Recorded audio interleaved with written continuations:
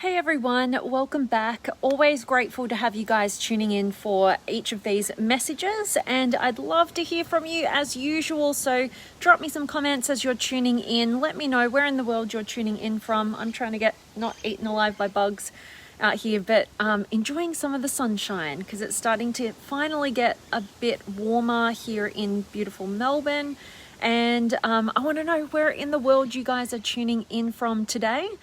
So definitely drop me a comment. And I've got an interesting topic for you guys today because more often than not, a lot of the conversations that I have with people actually connect to addictions. And you don't have to be, at the full extreme of an addiction that's totally taking over your life and is very easy for everybody around you to see in order to actually be able to be clear on some of the addictive behaviors that you might have going on in your life right now that seem more normal and therefore can kind of fly under the radar and take over our lives without us even being aware of it. So today I want to share a perspective that has been come about from a couple of different interviews I've been listening to of an amazing neuroscientist that I had no idea existed until this just past week. And I think he's phenomenal. And if you guys aren't familiar with him, I'm going to introduce him to you. And I'd love to hear your thoughts if you decide to go a bit deeper and also on the topics that we're going to discuss today. But we're going to be talking about addiction and enlightenment through the lens of neuroscience. And this has been particularly shared through the work of the neuroscientist named Andrew Huberman or Huberman. I don't know how you pronounce it exactly. Huberman. And I've been listening to a couple of his interviews on the Whitney Cummings podcast and also Joe Rogan's podcast. And they've been amazing. So I want to share a couple of I picked up so much information from what was shared, but I want to hone it into what we're talking about specifically today in the hope that it adds a ton of value to each and every one of you guys. So drop me a comment and let me know what's been your experience so far in terms of maybe addiction in your own life, or maybe you've had people in your life, with addiction to whatever varying degree.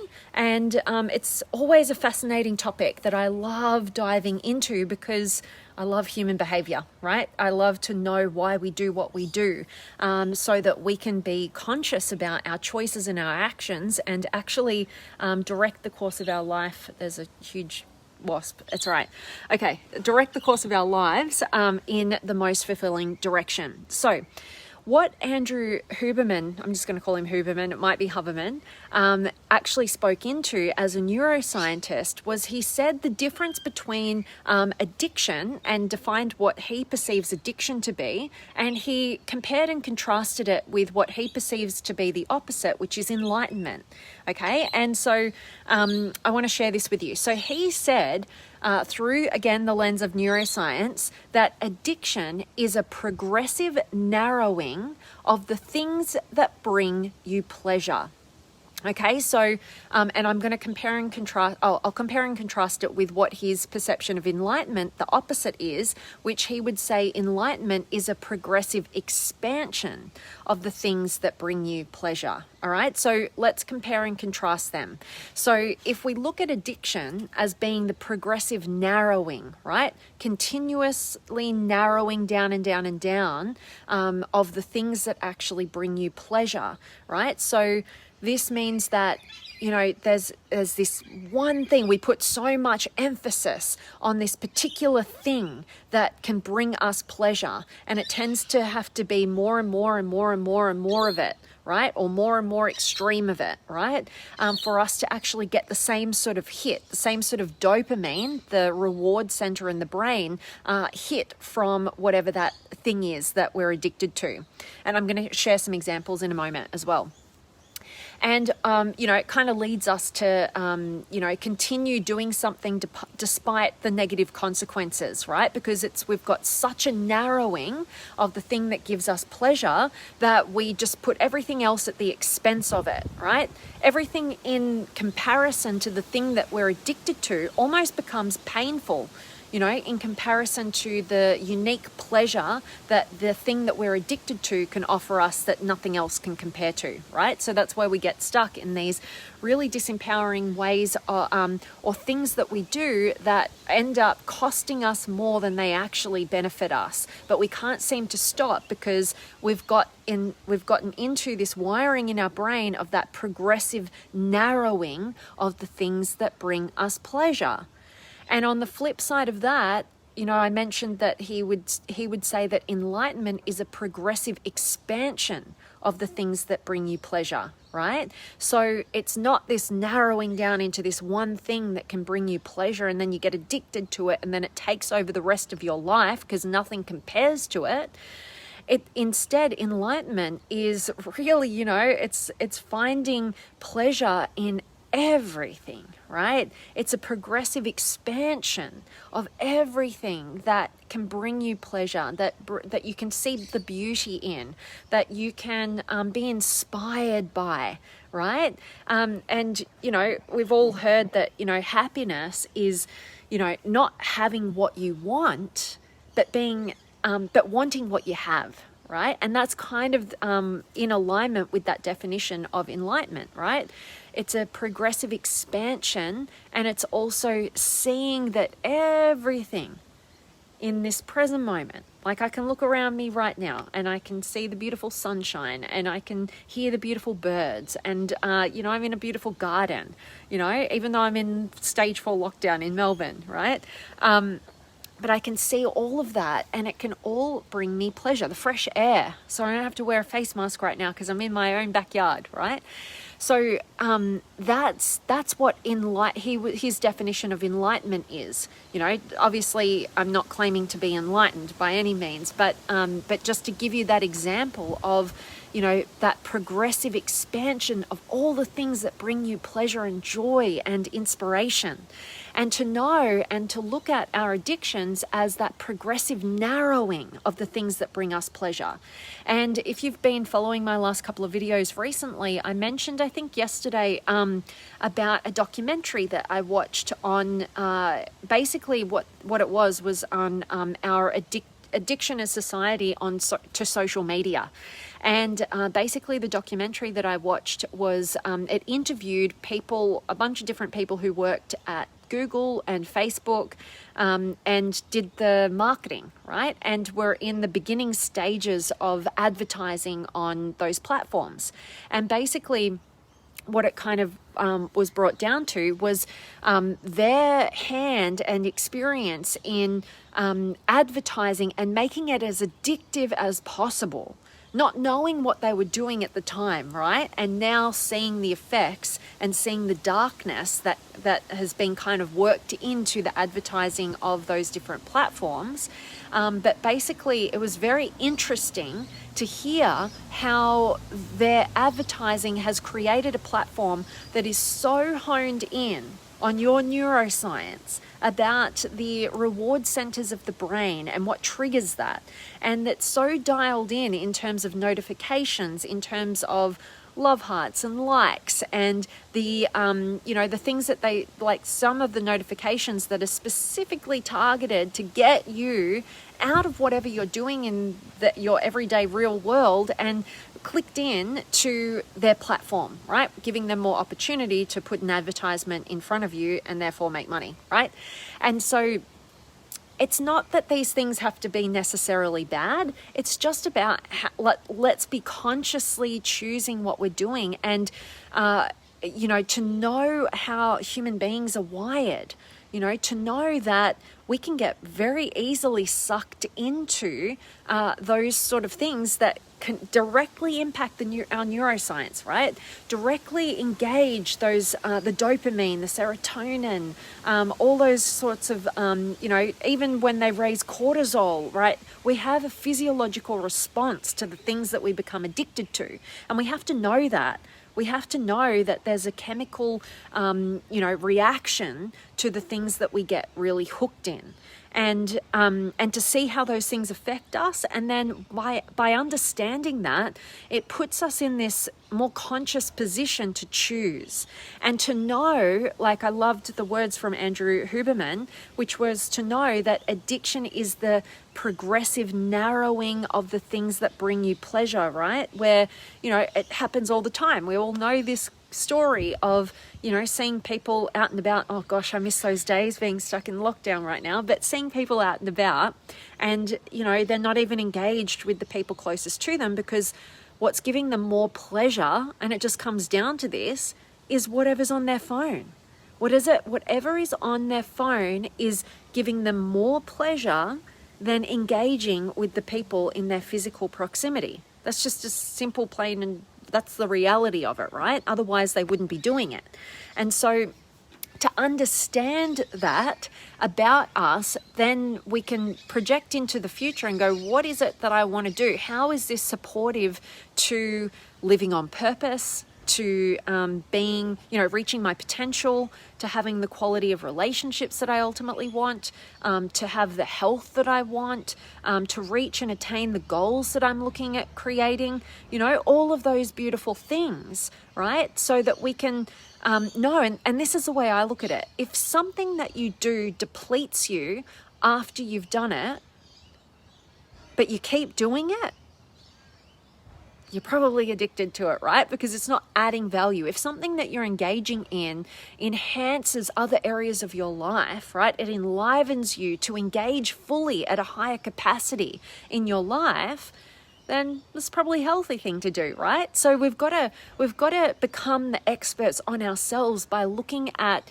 and learning from all of these amazing human beings who dedicate their lives to studying human behavior, human potential, human fulfillment, and putting out that information to all of us so that we can soak it all up and apply it to our own lives so that we don't get to the end of our lives, experiencing the regrets that are possible, right? I don't know about you guys, but my biggest fear, if I was to have one about my life, would be to get to the end of it and be filled with regrets, right?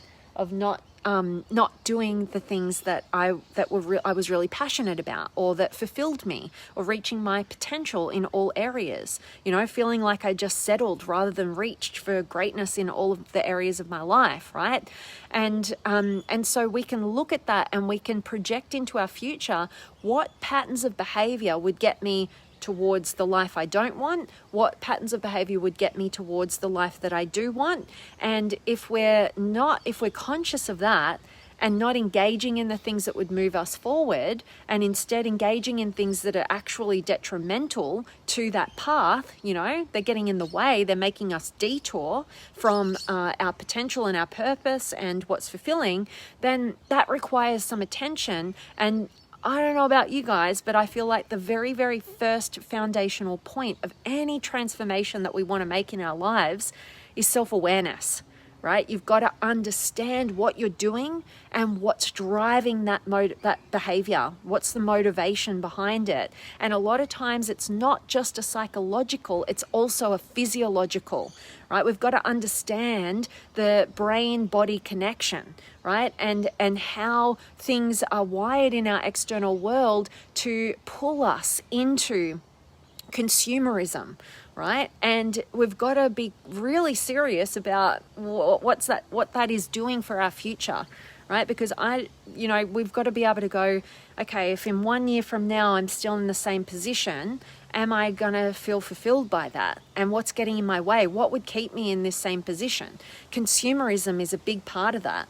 A lot of times people say to me, oh, didn't you see my post on Facebook? Or didn't you see this or whatever? And I say, I'm a creator, not a consumer, right? I very rarely engage in much content on social media.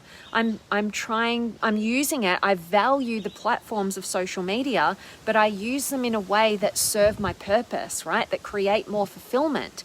And I also listen to great people on these platforms, but I am very conscious of getting caught up in the very mindless stuff, right? And occasionally I do fall into the mindless stuff. Like I actually even created a Facebook Live for you guys last week, I think, basically outlining 3, just kind of those little videos that we can get stuck in consumerism. But actually I found a lot of value and a lot of meaning behind them, and so there's always something to be had, but in terms of finding and gleaning value in anything that we do, but we've just got to be conscious about whether what we engage in is detrimental to what we want to move toward, or if it's on the way and it's actually supportive to that.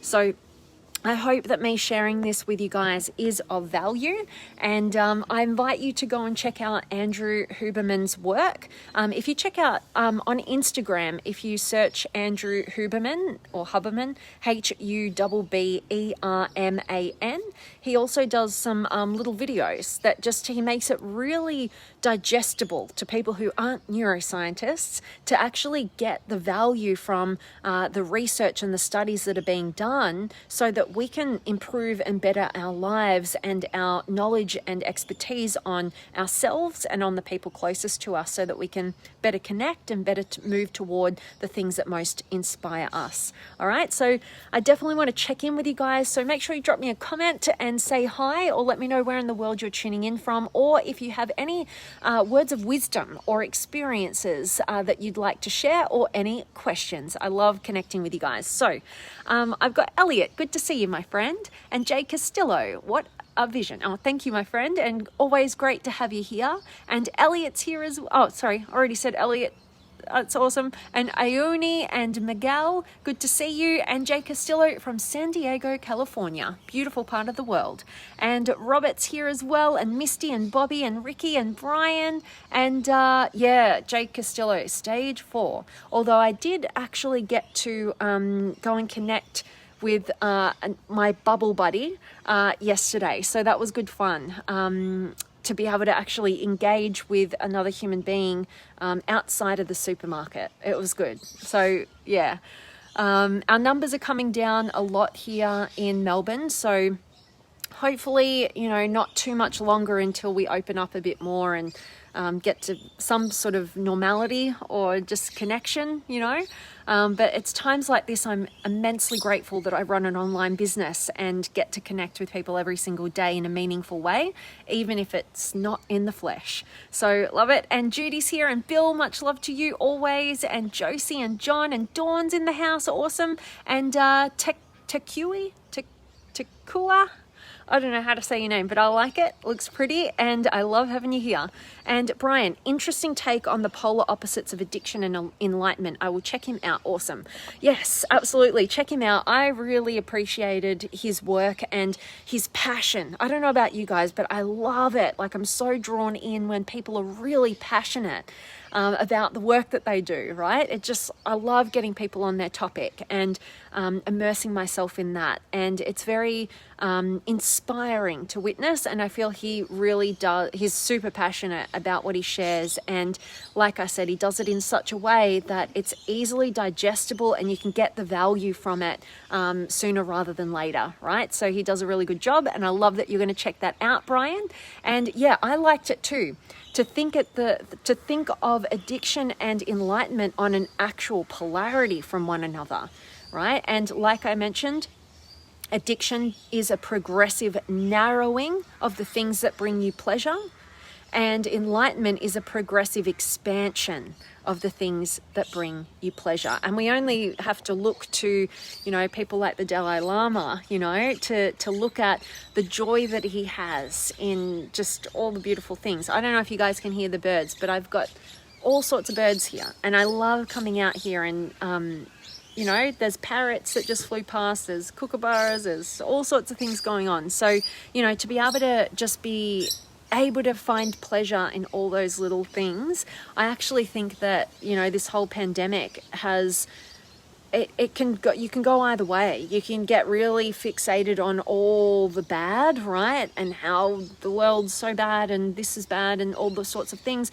Or it can actually, I've had the experience of it opening me up more to all the things that you normally take for granted, and just finding more pleasure in those things. Like even just getting to leave my 5-kilometer radius yesterday was, in the first time in months, was so enlivening, right? So I love it. All right. So last little comments from you guys, but Osho's here as well, and Sarah and Tabasi and Tim and Karan, good to see you, and AJ, and awesome. Okay, much love to each and every one of you guys. I really appreciate everything that you contribute to the conversation, and I hope this has been of value to you guys and just got you thinking about those different perspectives on addiction and enlightenment. And go and check out the amazing work of Andrew Huberman, whatever it is. All right. So much love to each and every one of you guys, and make sure that you are going out there and living authentically, loving deeply, and contributing meaningfully. And hello to Martin and everybody just joining now. Just about to sign off, so I hope you catch the recording, get a ton of value, and I will see you guys tomorrow. I've got another amazing interview with a very good friend of mine, Thoreen Wynn. So I will definitely look forward to seeing you guys there. It'll be at 1 p.m. Australian Eastern Standard Time, so you can come and join us live, and we'll have an amazing deep dive conversation on all things personal development, and who knows where we're going to go. It'll be amazing. All right, so hope to see you guys there. I'm signing off, sending you all of my love, and I'll see you tomorrow.